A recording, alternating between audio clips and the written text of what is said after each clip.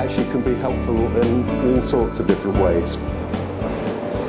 The second thing I think is useful is to consider what is the top position you might reasonably get to. And this came about from a different client who's in the educational software market. And when we went through his keyword list with him, he said very realistically, well, for most of these terms, the BBC's in position 1, and some government websites in position 2, and very often the Nobel Prize site is in position 3. And he said, I don't want you to try and beat any of those. I'd much rather we ended up with lots of 3s and 4s across the board than you putting a huge amount of effort into trying to beat, you know, the BBC children's games, CBBS, for, you know, one of the search terms. So I think it's really useful if you can at least, not necessarily write that down, but at least know where you hope to end up, because it helps you with your traffic estimations as to what you might end up with from your SEO. Okay, timescale is perhaps more important if you're SEOing for other people than it is if you're doing your own site. But we try and divide keywords up into sort of short-term targets, which might be less than 6 months, mid-term, which would be 6 months to a year, and long-term, which is sort of 1 to 2 years. And then there's a sort of final category, which is the ones we only dream about, but which you might still want on your list to monitor. And those might be sort of 5-year targets. And they'll be single terms, single word terms normally, which have very high competition. Or they might just be terms that are in really competitive markets. So think web design on its own, or mobile phone, or any of those sorts of things. They're not unattainable, but you need to think really, really long term for those. And it's quite possible that you needed to start 10 years ago, which is not a helpful thing to say to people. Okay, and then the final thing I think it's worth thinking about is seasonality. And until we took on a client who was really seasonal, they're in the gift market, and their year is just punctuated by Christmas, Valentine's Day, Mother's Day, Father's Day, you don't see the seasonality in other websites. But once you got to that point, almost all websites have some sort of seasonality. They'll have peaks and troughs of sales. You know, for most people, August will be an awful month because everyone's on holiday. You don't need to factor that in particularly, but if you have got particular points of the year that you need to get the rankings in place for, you do need to factor that into all your planning. So for Christmas, we were told if we weren't there by mid-November, we might as well, you know, give up for another year. And I think some of you will be in that situation. Anyone got seasonal products or seasonal services? Yeah. Sort of. This is the peak, isn't it? Yeah. Okay. So what goes wrong at the keyword research stage? Well, essentially there are 4 scenarios that I would identify as being quite common. The first is that people just don't do any formalized keyword research at all. Is anyone in that situation who's SEOing and they've just guessed their keywords? No. Well, that's brilliant, and that's because daughter, no doubt, has been flagellating you. Disagree with that. What? She might disagree. She might disagree with that. Okay.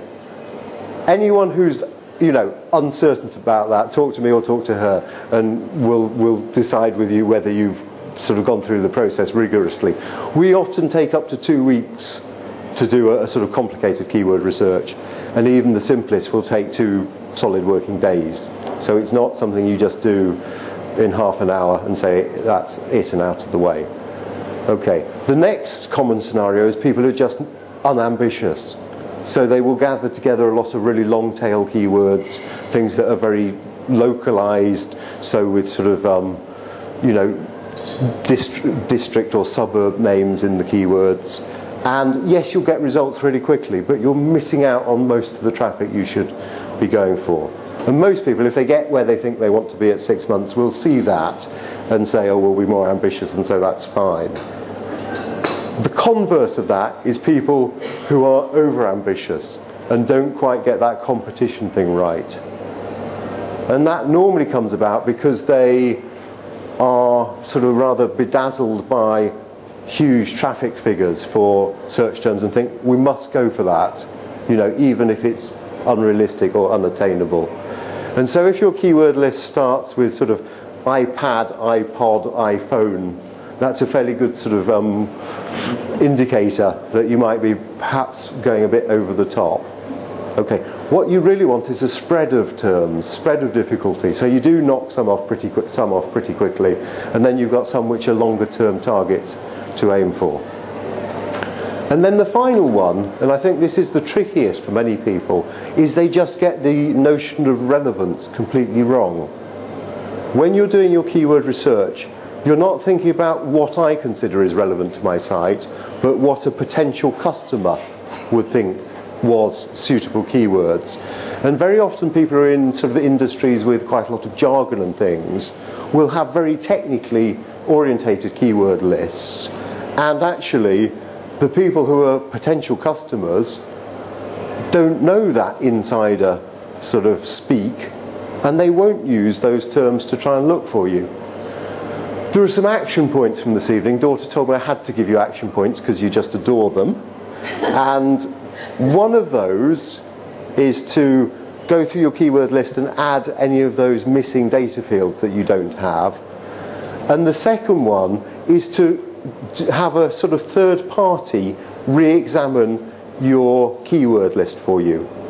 Ideally, it should be someone from inside the organisation who hasn't previously been involved, and ideally you want someone who has a customer-facing role.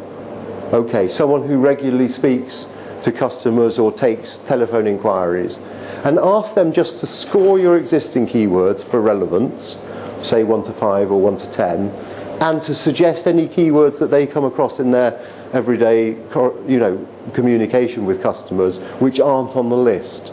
And it's often very revealing. We had it with a call centre where the list came out with a lot of sort of, inbound telemarketing, which is a sort of tautology in many ways and things like that, which the directors were really keen on. But you got the people in who actually answered the phone, and they said, no one who phones us up would ever use a term like that. They want someone who answers the phone, someone who, outbound telemarketing just about made it, but most of the other technical terms sort of really didn't hit the mark. Okay, you've got a wonderful list of keywords or key phrases that you're going to target, and the next possible stumbling block is actually getting them into your site and in the right places. Okay. One very quick and easy check is to go to Webmaster Tools. I know you're all set up with Webmaster Tools, and just go to the tab which says your site on the web and then keywords. And Google very helpfully go through the whole site, and they analyse the occurrence of the 12 most popular words in your site, give them to you in order, and then if you click on an individual word in that list, help. Technology, terrible, isn't it? Okay. They then tell you how many occurrences there are across the site. This is a romantic poetry site, which I run in my spare time. So poems, 1,883 occurrences across 180 pages of the site. It tells you the variants of the keyword, so poem, apostrophe S, and poems. And critically, it tells you the pages where that keyword is most prominent. Okay. This is most useful just to satisfy yourself that you've actually got the keywords into the site. If it did this for phrases, it would be brilliant. It doesn't. We need to have a different approach for phrases.